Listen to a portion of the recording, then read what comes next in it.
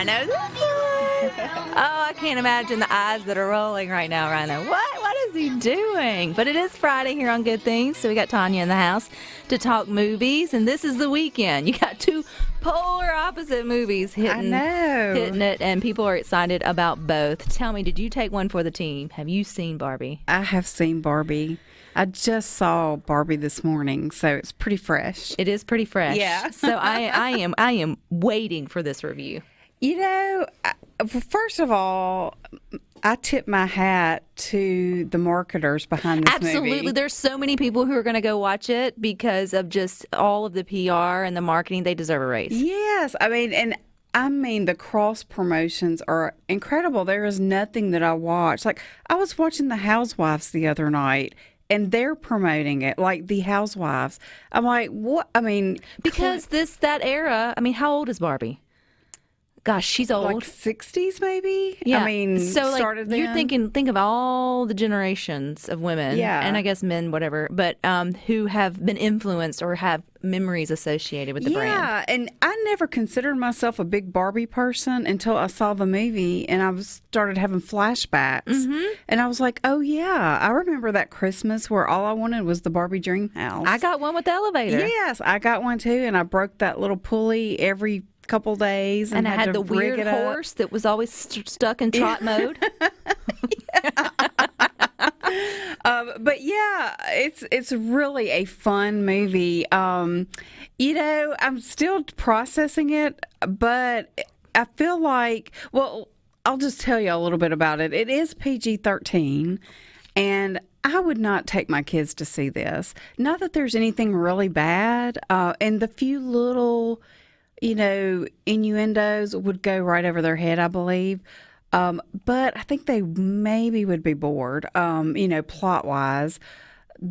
As far as the beautiful pink colors and everything, that's certainly there. And I do recommend seeing it on a big screen if you're going to see it, because, I mean, it's a feast for the eyes. And it's almost one of those movies you want to go see again if you're a Barbie fan, because every little accessory, every Barbie that there ever was is in this movie. And so, you know, I caught myself like watching the main action of the scene, and in the background you see something and you're like looking and just trying to take it all in, and it's a lot. So I feel like some people will see it twice to go back for the accessories and that kind of stuff. But we start off, it kind of reminded me of the Lego movie beginning, where you see Emmett just happy walking to work, doing his thing and singing. Well, same thing with Barbie.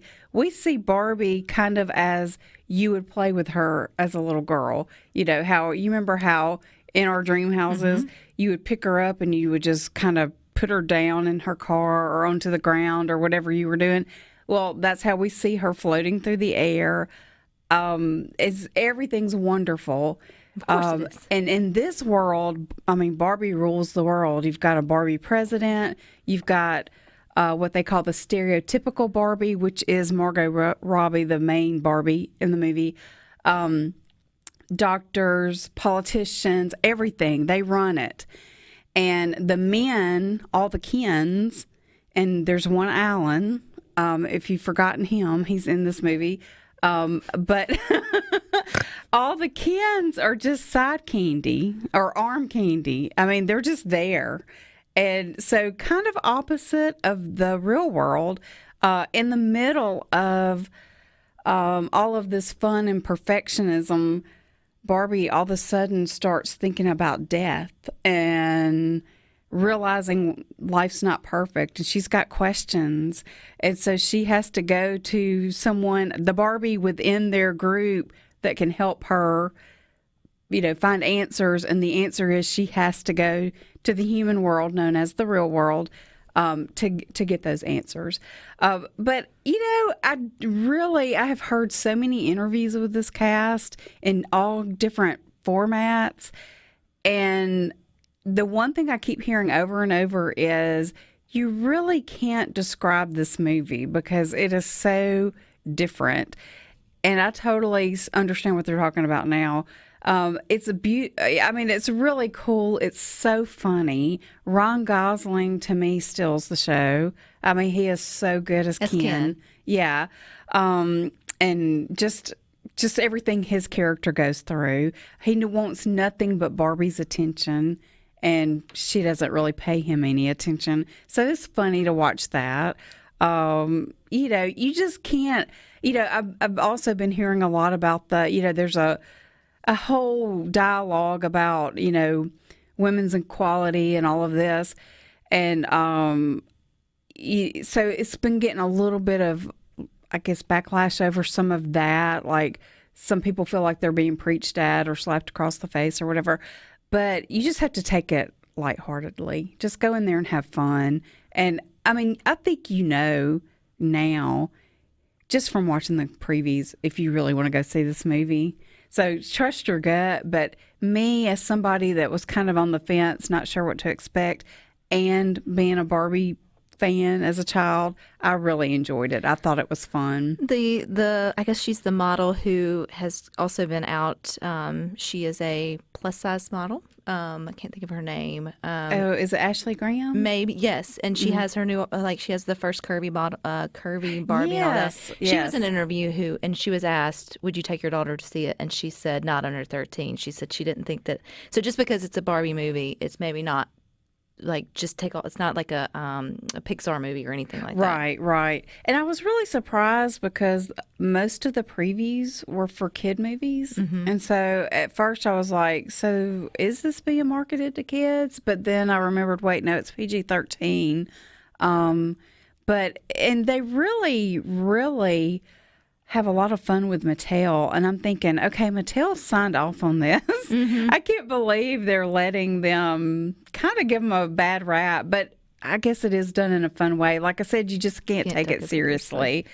Well, if you want to go to the other side of the spectrum. Yeah, the other movie is Oppenheimer, and to me, I mean, you girls go to the left, to the pink, the pink side, follow the pink. Boys go see Oppenheimer about bombs and things. I have not gotten to see this one yet. I've been out of town and just got back late last night.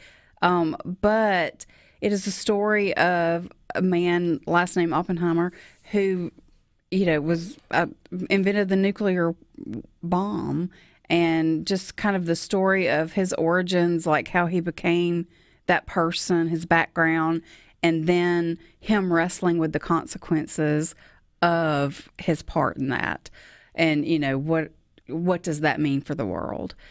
Stellar cast. Cillian Murphy is the main guy in it, and he is, like, to me, I don't think he's really a household name, but he's one of those actors that you cannot if he's in it, it's going to be a good movie. He just makes really good choices. Emily Blunt is in it as his wife. And he plays the title character, Robert Oppenheimer. Matt Damon is in it. Robert Downey Jr., Kenneth Branagh. Iron Man. Yeah, Iron Man. That's just Iron Man to me.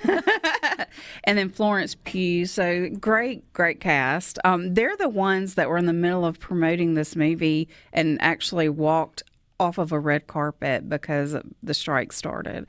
So, that's kind of cool. I mean, cool that... Interesting that they were that stuck united to their guns. Yeah.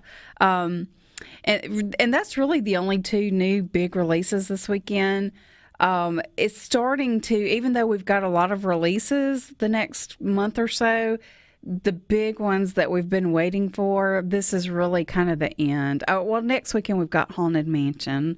But beyond that, it's probably movies that people are looking forward to, but they're not like the Mission Impossibles and How's the ones. How's it doing? Is it still doing okay? It is. I've read. It's so funny because you read one article that says it's the best performing movie ever in that series, and then you read another talking about how disappointed it is. And one thing, we've been talking about what makes it a bomb or whatever as far as the numbers. One thing I didn't realize the last time we talked about that, like when they say the budget's $300 million, I've always thought that included all of your promotional dollars and all that, but it does not. So that makes more sense to me. Like, I've always been a little confused as to why something makes 300 that costs 300, or 300 that costs 250. Well, you made 50 million, so that can't be bad. But it's because that's before they've paid for anything beyond the movie. Well, then they should put the total as the total. Yeah, I agree. I'm like, why would you just all lump sum it in there? Jeff in Pontotoc says, do they show you how to get the head back on the Barbie? They do not. Oh, they darn, do not. they missed an opportunity. Because every Barbie owner has had that moment where one head and then body, and you're like, It oh, is so no. hard. And you always put it on backwards somehow and then have to turn it around. It's like threading a needle. It's hard. So many memories. All right, stick with us. We got more for you up